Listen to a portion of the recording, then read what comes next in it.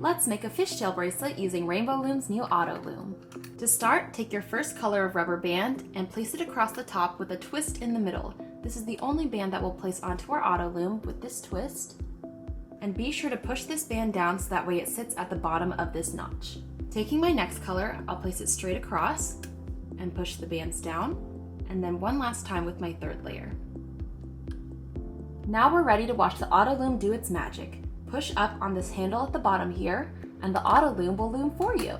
Be sure to push down your rubber bands between each step. Now adding my next layer on across the top, I'll show you another way you can loom by pushing down on the Auto Loom onto a surface, like this. Push your bands down and add your next color across the top, and push down. And another way that you can loom is by holding your Auto Loom like this and pushing up with your thumb. Push down at the top and add your next layer. And it's as easy as that. Continue this process until you've reached your desired length of your bracelet. Each fishtail bracelet takes about 50 to 60 rubber bands.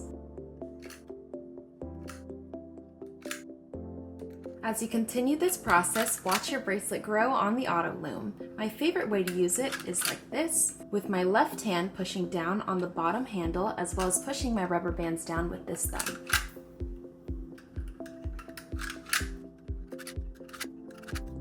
Once you've reached your desired length of bracelet, take your Rainbow Loom closure included within your Auto Loom kit and we'll scoop up the rubber bands on the right and left sides. Today I'll be using a G-clip, and I'll pick up the right side and then the left side. Now I'll connect both ends together and we have our finished fishtail bracelet. There are 3 important tips to remember when using your Auto Loom. The first 2 are 1, to push down these bands here to the bottom of this notch, add your next layer, give it another little push, and secondly, always push up on this handle all the way up to make sure that your bands are loomed all the way.